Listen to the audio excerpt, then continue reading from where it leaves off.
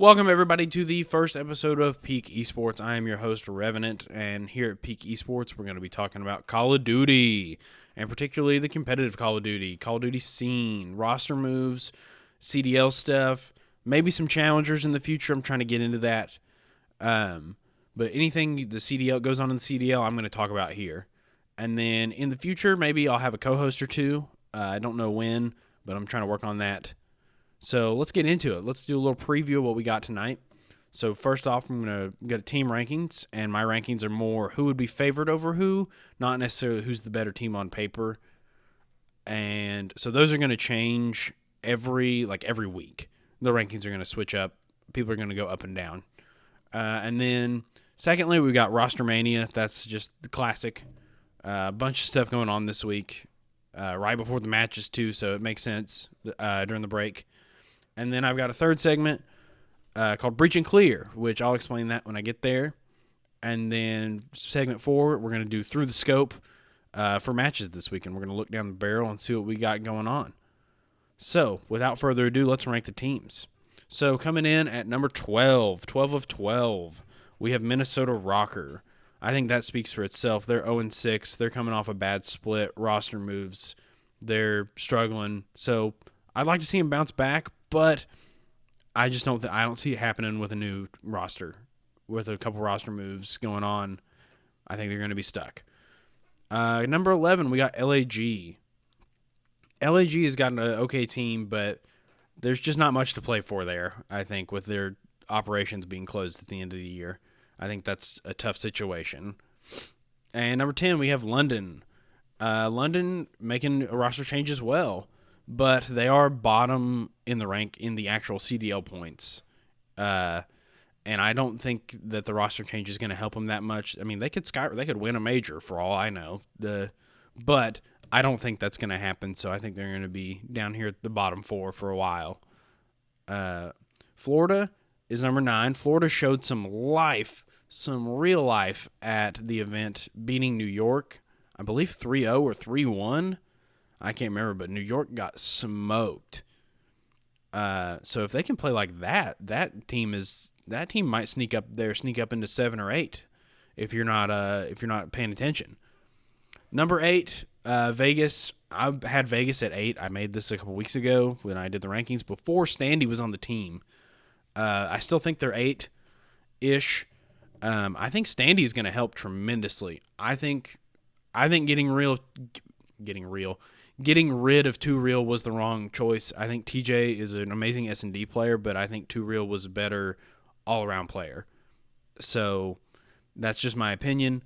But I think Vegas make a run for give some other teams run for their money now. If they get if Sandy steps up and shows that he's got a star SMG potential. So, and then number 7, Breach, the Boston Breach. I just don't think the Breach have that star player that they need. They have a really well-rounded team, but they don't have their Scumpy or their Shotzi or their Pred or their Hydra. They just don't. I don't think they have that, and I think that's why they're here at 7. Number 6, New York. New York would be a little higher if they didn't get beat by Florida in losers. That's a tough loss, but I think they'll need to shake off the dust a little bit. We got Thieves at 5. Thieves coming off a big loss to Vegas, and one of the biggest comebacks in CDL history, if not the biggest, 63-206. And then number 4, Seattle Surge. And some of you are probably looking at your screen like, what's this? But Surge had an amazing split. Pred has been playing amazing. So they're number 4. FaZe at 3, I think that one speaks for itself. Most of you probably have them at 1 if you're doing your own rankings. But I think right now they're 3. Optic is at number 2. If they play like they did at the event, that team is unstoppable. If they did it during their losers run, that team is unbeatable. And then number 1, Ultra. Ultra looked fantastic. They looked I just said Optic was unbeatable, but they beat Optic. So Scrappy, obviously Rookie of the Year, no doubt. So good. That team, and they have Kleenex. That team is so good. So they're up at number 1. So that's the rankings. So Rocker, LAG, London, Florida, Vegas, Breach, New York, Thieves, Surge, FaZe, Optic, Ultra, starting at 12. Feel free to leave your own rankings in the comments and tell me when I'm wrong and tell me when I'm right. So let's get into some roster mania. So first off, I want to talk about London Royal Ravens. So a couple weeks ago, they cut PolyX and Zero, so that left a starting spot and starting spot and a sub spot open on that team. And Yuli gets picked up, I think this week or last week, I can't remember exactly. Oh my goodness, excuse me. And so I want to say the Ravens pick up Yuli, so confirmed. I don't know if they picked up a sub yet. I'm looking into that. But I want to mention real quick, before 2 Real got dropped, that entire Challengers team got picked up by pro teams. 2 Real goes to the Legion, Ghosty goes to Optic, Fellow goes to Florida, and Yuli goes to the Ravens. I think that's such a fantastic thing. To see an entire Challengers team get picked up by 4 different pro teams, that's just really cool to see guys getting their shot at the pros and seeing what they can do.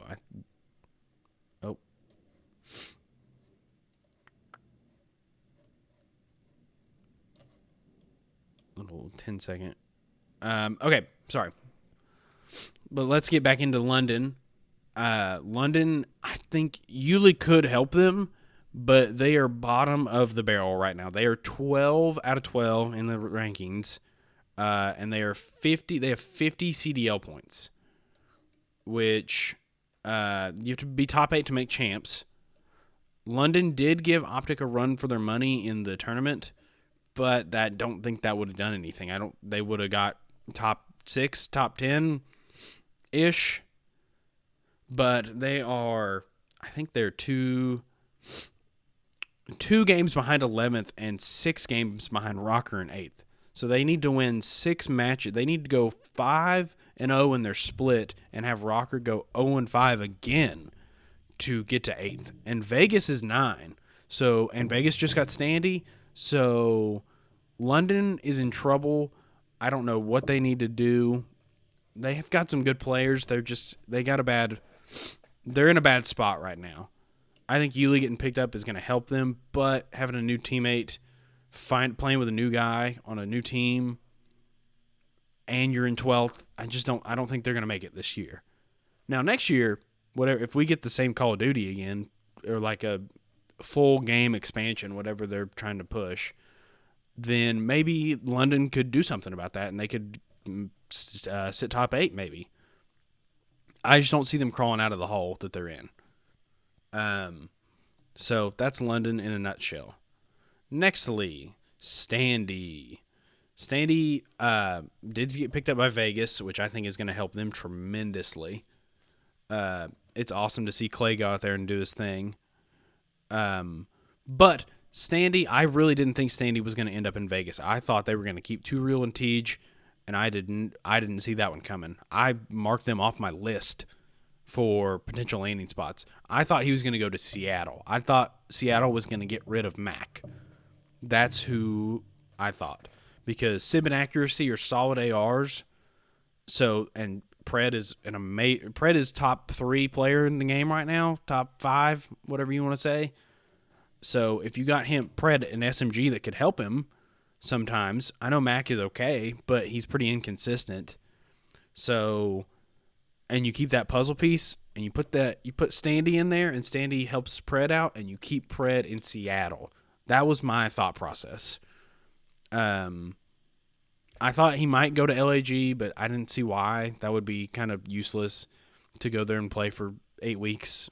It wouldn't be useless. You'd still get a shot at the pros to show what you can do. But that team's not going to be there next year. And Florida's set on who they got, so I really did not see Vegas coming. That was a wild ride. So Standy in Vegas, I think, is going to help them tremendously. I think they could snag that Rocker spot and move up even higher.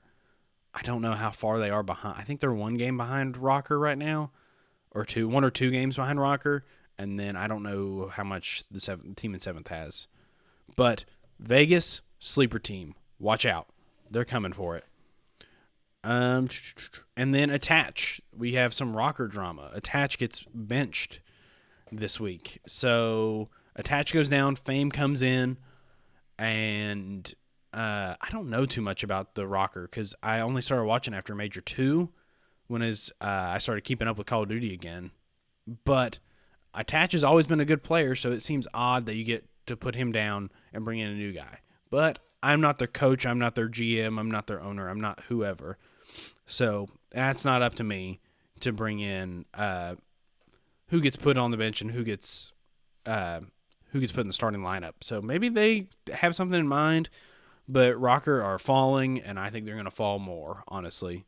Now making roster changes with a team that teammates that have not played together necessarily all that long, and you got to work out that dynamic and see what's going to happen, what's going to change. It's a tough spot, so I think they're going to keep falling, and I think Vegas is definitely going to steal their 8th spot. But that's it for Roster Mania, but let's get into my Breach and Clear segment, which is about the Minnesota Rocker, actually. But Breach and Clear is this segment that I think the team needs to have a little flashbang through the door, if you will, and wake up and figure out what's going on. Now, obviously, there's that video of Looney going around their coach, like just grilling them about being late to scrims, not like they lose their first match and they just don't want to play the rest of the day. So I think the Rocker stuff goes deeper than just the players like not performing. But let's take a look here. So they're split. Split for Major 3. They get 3-0'd by New York. Or 3-2'd by New York, sorry. They win both hard points in that one. They get 3-0'd by Surge, 3-0 by Optic, or 3-2 by Optic. Wait. Oh, I got my numbers confused, sorry. 3-0'd by Optic, 3-2'd by Vegas, and 3-0 by Thieves. Which means, if you're doing the math, they won 4 maps out of 19. 4. And 3 of them were hard points. And 1 of them was Control, and I'm pretty sure the Control was Fortress. So do with that what you will. But that's the most abysmal stat line I think I've ever heard when you put it in map counts. 4 out of 19 for maps, and 3 of them were hard points. You didn't win a single S&D match, and you won 1 Control on the worst Control map in the game. So obviously, that's a tough split playing New York, Seattle, Optic, Vegas, and Thieves. But that's just like, you can't do that. You can't go 0-6 and expect to stay, or 0-5 in the split, and then get 3-0'd by Thieves at the tournament, and expect to like hang around till champs. The other teams are hungry for that's cheesy, but they are. They want that spot. They want your spot bad. So going 0-5 is that's unacceptable. And I'm going to quote Scump and Methods, what they say on their watch party a lot is being close doesn't matter at this point in the game. If you're close for the first major or first 2 majors, maybe, but when you're halfway through the season and you're getting closer and closer and closer to that final tournament, then it just doesn't count anymore. You can't sit there and be close and expect to do anything. So I'm going to rag on Rocker. Obviously, this team is good. Bance, Cammy, Afro, and now Fame. I think unless Bance got benched. Bance got banced. I think Attach is the only one that got benched, but I heard something. But that is a good team. Afro's a good SMG. Attach is a good AR. They have a good team. They just can't win. So I don't know what they need to do. I hope Fame maybe helps him out, and he's got it in him that he wants to help.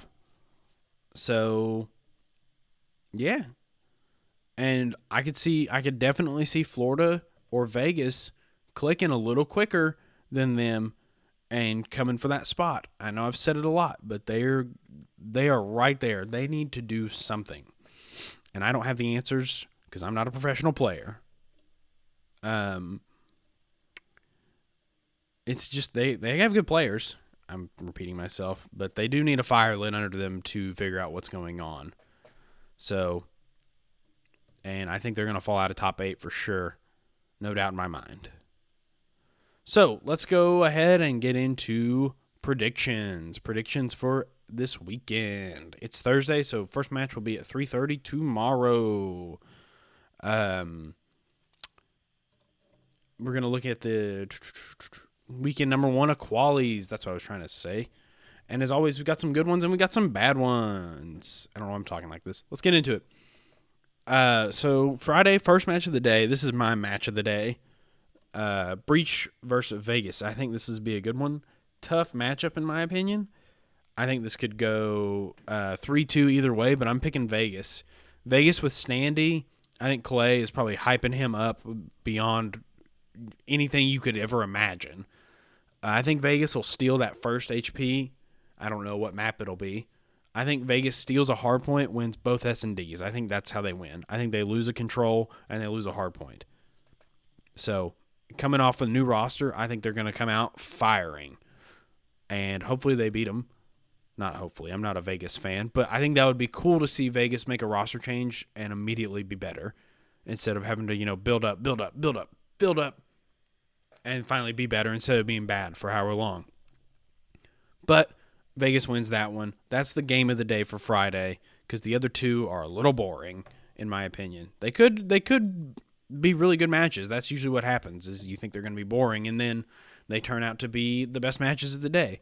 But Thieves vs. London is the second game at 6 o'clock, I think. I think it's 4:30 or 3:30. No, I don't know the time.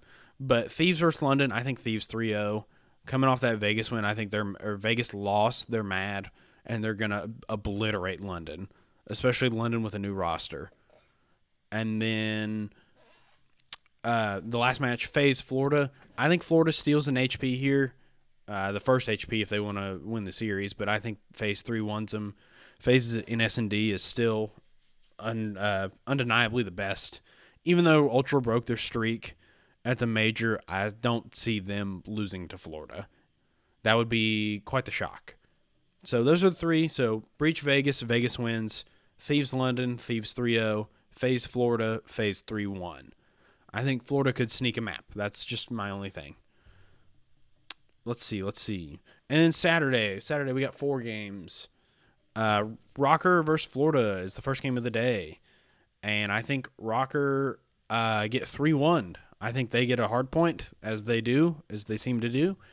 But I think Florida, coming off their New York win, is going to, and then losing to FaZe the previous day, they're going to come out swinging against Rocker, and they're going to put them in a body bag. I don't think Rocker stands a chance. I don't mean to hate on Rocker. I just don't see them winning right now, which they could. They could prove me wrong.